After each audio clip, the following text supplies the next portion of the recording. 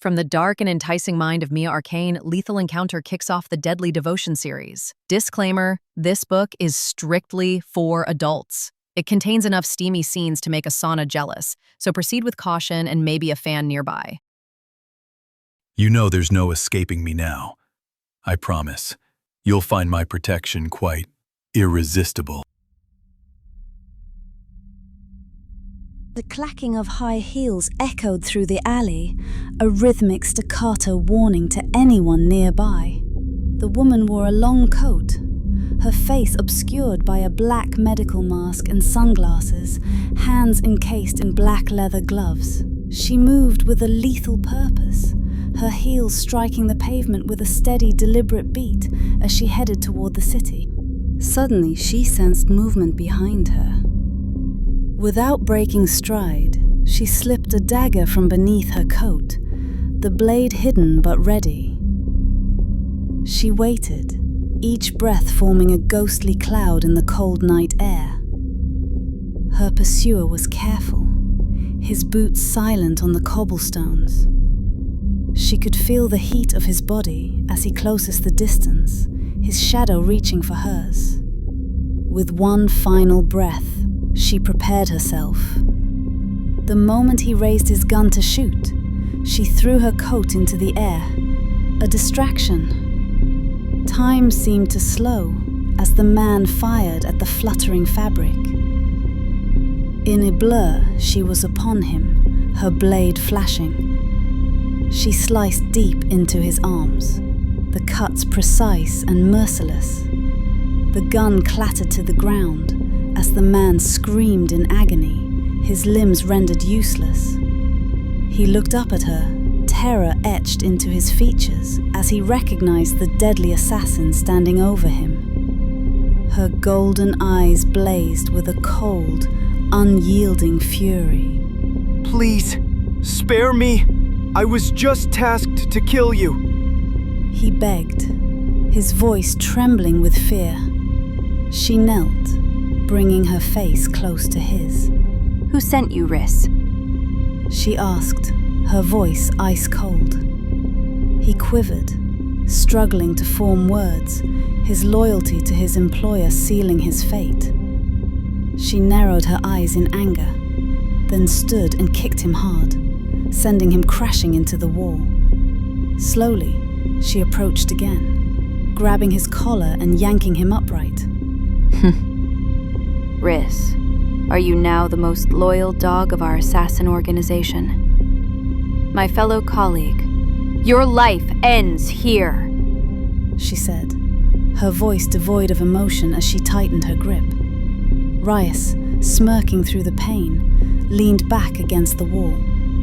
Oleander, your head is worth $30 million! He taunted her. Her expression hardened. She picked up his gun and aimed it at his head. Betrayed by my own, she murmured before pulling the trigger. The shot rang out, silencing his smirk forever.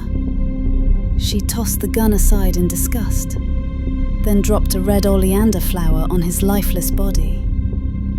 Methodically, she cleaned her dagger and gloves, wiping away the blood. Turning away, she retrieved her coat and slipped it on, her heart a furnace of vengeance. She donned her sunglasses once more and continued toward the city.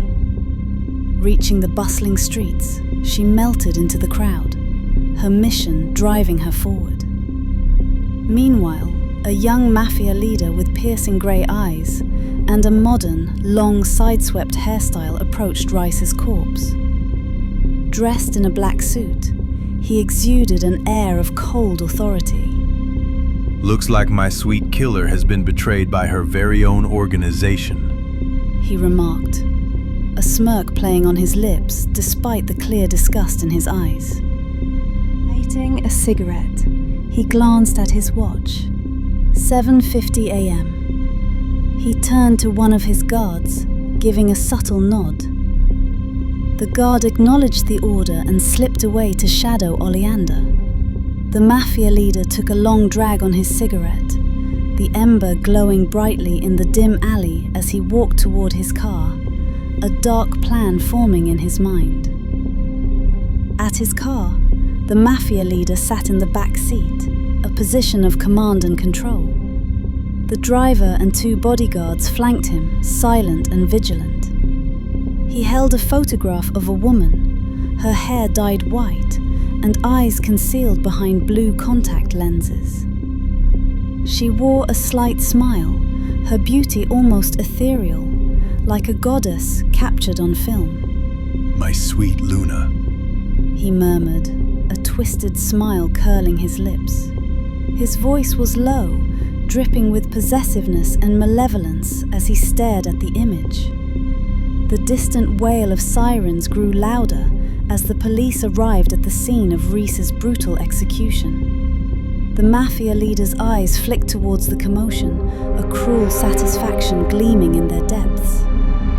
He watched as the officers discovered the red oleander flower, carefully placing it into a Ziploc bag, their faces pale with the realization of what it symbolized.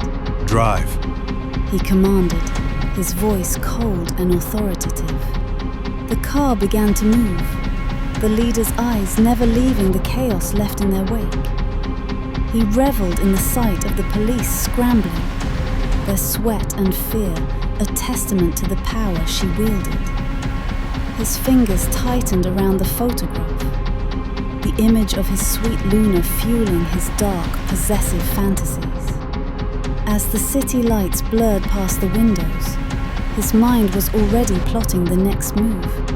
The treacherous organization that had betrayed his deadly assassin would pay dearly, and he would be the architect of their downfall.